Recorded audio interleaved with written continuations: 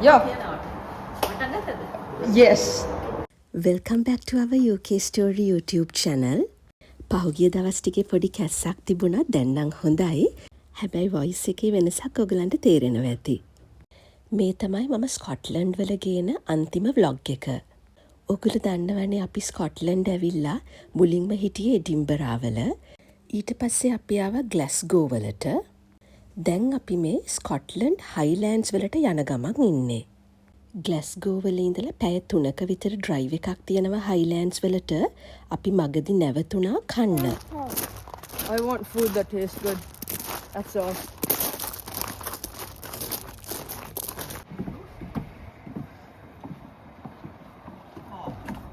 Why? They're closed.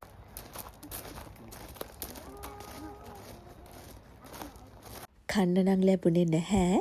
හැබැයි ආයෙ ගමන පටන් ගත්තම අපිට මේ ලස්සන බ්‍රිජ් එක හම්බ වුණා. මේ නම ප්‍රොනවුන්ස් කරන විදිහ ටිකක් වෙනස්. මේකට කියන්නේ The Bridge of Oy. Bridge එක හදලා තියෙන්නේ 1854 වර්ෂයේ. මෙතන කලින් තිබුණු පාලම ගං වතුරකින් විනාශ වෙලා තියෙනවා.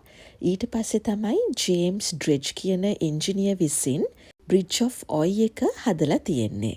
ඔහුට තිබුණු ටේප ප්‍රින්සිපල් පේටන්ට් බලපත්‍රය පාවිච්චි කරලා තමයි මේ බ්‍රිජ් එක හදලා තියෙන්නේ.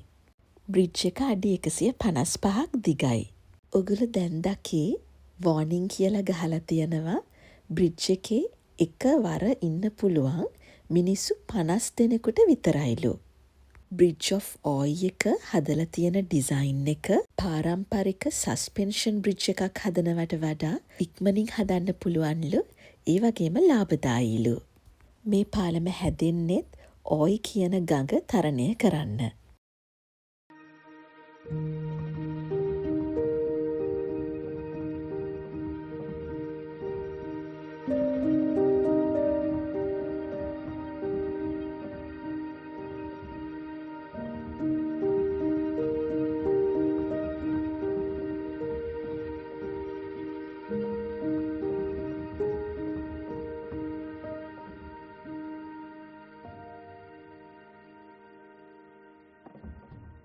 බ්‍රිජ් එකේ ඉඳන් බලනකොට view එක ගොඩාක් ලස්සනයි. එතන ටිකක් වෙලා ඉඳලා අපි ආයෙ පටන් ගත්තා ඉන්වර්නස් යන ගමන. ඉන්වර්නස් වලට යනකම්ම අපිට ලන්ච් ගන්න තැනක් හම්බ වුණේ නැහැ.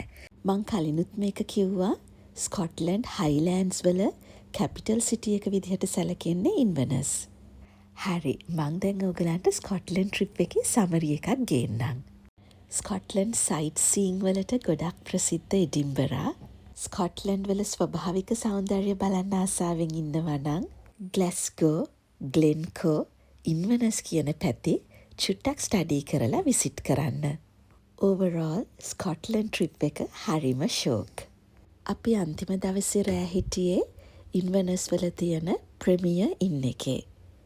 පහුවෙනිදා උදෙන්ම ළඟම තිබිච්ච කැෆේ එකකින් බ්‍රෙක්ෆාස්ට් අරගෙන පිටත් වුණා. මොකද අපිට පැය 8ක විතර ඩ්‍රයිව් එකක් තිබුණා ගෙදර එන්න. පොඩි ළමයි එක්ක යනවා නම් ස්කොට්ලන්ඩ් අමතක කරන්න එපා ස්නැක්ස් ගොඩක් අරගෙන යන්න.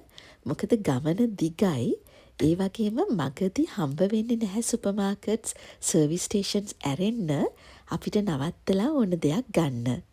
අනිත් දේ තමයි ඔයගොල්ලෝ ස්කොට්ලන්ඩ් යන්න ප්ලෑන් කරන්නේ සමර් එකේදී වුණත් ජැකට්ස් අරගෙන යන්න අමතක කරන්න එපා.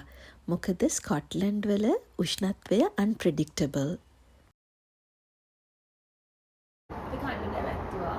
පැය 5ක ඩ්‍රයිව් එකකින් පස්සේ කන්න නැවැත්තුවා. කාලා මම හිතන්නේ තව පැය 4කට ලඟ වෙන ඩ්‍රයිව් එකක් තියෙනවා ගෙදර යන්න. ට්‍රිප් එකේ ඉවරයි. ස්කොට්ලන්ඩ් vlogs 5ක් අරගෙන ආවා. වෙලාවක් ලැබුණොත් ඒවා බලන්න. ඊළඟ සුමානේ අලුත් vlog එකක් අරගෙන එනකන් හැමෝම පරිස්සමින් සතුටින් ඉන්න. ගිහින් එන්නම්.